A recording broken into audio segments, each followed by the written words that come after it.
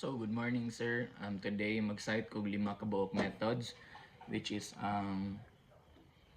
inferior superior, Houston, Setigas, Becklere, og Hobbs modification.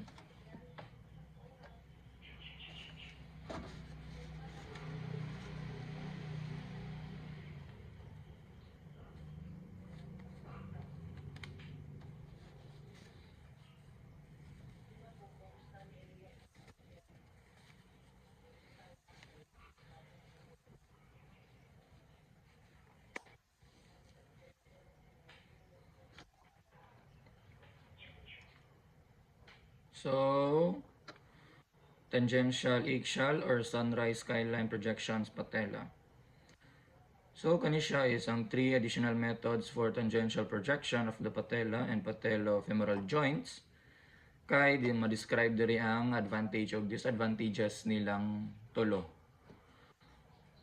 So, ang technical factors para sa inferior superior projection kay SID 40 to 48 inches, IR size 35 to 43 centimeters, landscape para sa bilateral study sa knees, o unilateral study portrait 18 by 24 non-grid. Ang analog is 70 to 75 kV range. Ang digital is 75 to 80 kV range. So, ang inferior superior projection kay place patient in supine position, dapat legs together with sufficient size support placed under knees for 40 to 45 knee flexion, 40 to 45 degree knee flexion. Dapat i-ensure na no leg rotation. Place IR on edge, resting on mid-thighs, tilted to be perpendicular to CR. Use sandbags and tape as shown, or use other methods to stabilize IR in this position. It is not recommended that patient be sit up, hold IR, because this may place patient head and neck region into the path X-ray beam path. So ang CR is direct CR inferior superiorly at 10 to 15 degrees angle from lower leg to be tangential to patellofemoral joint. So ipalpate ang borders of patella to determine specific CR angle required to pass through infrapatellar joint space. So ang advantage niya ani na method kay dili siya ga-require og special equipment and comfortable ni siya na position required sa patient para ma-relax ang quadricep muscle can be achieved with 40 to 45 degrees flexion if naay properly sized support placed under knees. So ang disadvantage ani niya is holding or supporting IR if the patient cannot cooperate fully.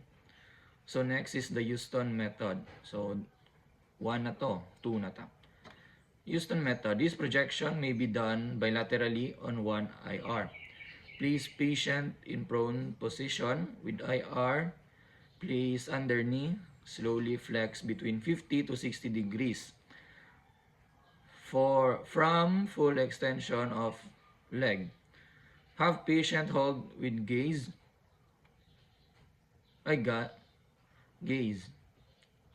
or rest foot on supporting device.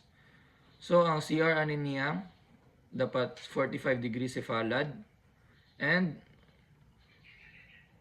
tangential siya sa femoral patellar joint. So this is relatively comfortable position sa patient and ang quadriceps kay maka-relax. Ang disadvantage lang niya kay ga-require og prone position, so it is difficult for sa ubang patient. And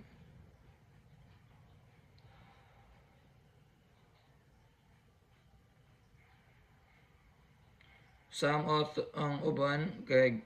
authors suggest reduced flexion of only 20 degrees to prevent patella from being drawn into the patellofemoral groove, which may prevent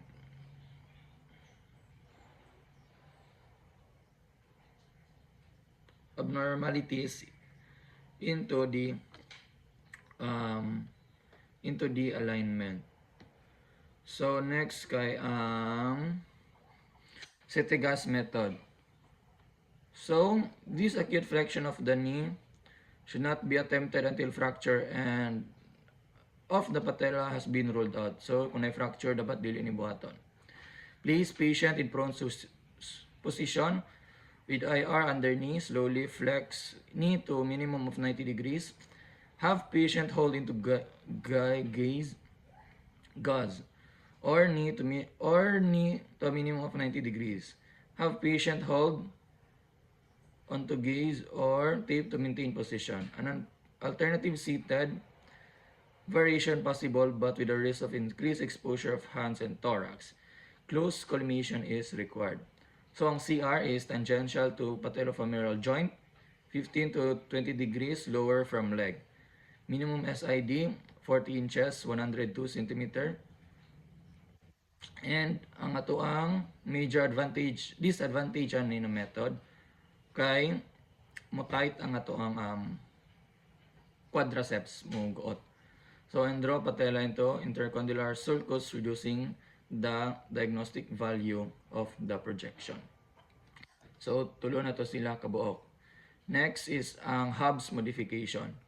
So warning, this acute flexion of the knee should not be attempted until fracture and patella has been ruled out by others. So dapat dili ni pag naay fracture or any kuan sa patella.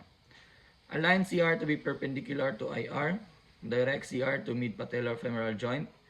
Ang minimum SID is 40 to 50 inches. And ang disadvantage niya kay ang position, the patient can be examined while sitting in a chair. This position also requires little manipulation of the X-ray tube. Ang disadvantage is that it requires acute flexion of the knees. So anatomy demonstrated, intercondylar trochlear and groove and patella of each distal femur should be visualized in profile with open joint space. No superimposition patella and tibial tuberosity. So position, no rotation of knees is present. Symmetric appearance of patella, interfemoral condyles. Correct angle and centering are evidenced by patellofemoral joint space. Exposure, optimal exposure, clearly visualize soft tissue and joint space margins. And trabecular markings of patellofemoral condyles appear underexposed with only anterior margins clearly defined. So, upat na to silang mobs. Ang ato ang next is ang Becklere method. So, ang clinical indication kay osteochondral defects or narrowing of the joint space. Next is technical factors. Minimum SID 40 inches. IR size 18 by 24. Analog 65 to 70. Digital 75 to 80. So shielding place, lead shield over pelvic area. Next position, place patient in supine position. Heart position is 40 to 45 degrees. And position support under IR as needed to place IR firmly against posterior thigh and lower leg. So CR, direct CR perpendicular to lower leg. CR 1/2 inch to distal to apex of patella. Collimate on 4 sides to knee joint area. So anatomy demonstrated, intercondylar fossa, femoral condyles, intercondylar eminence. Center of 4-side collimation field should be mid-knee joint area, intercondylar fossa. Should appear without superimposition. Intercondylar eminence and tibial plate 2. No rotation by symmetric appearance. And exposure. Optimal exposure should visualize soft tissue margin.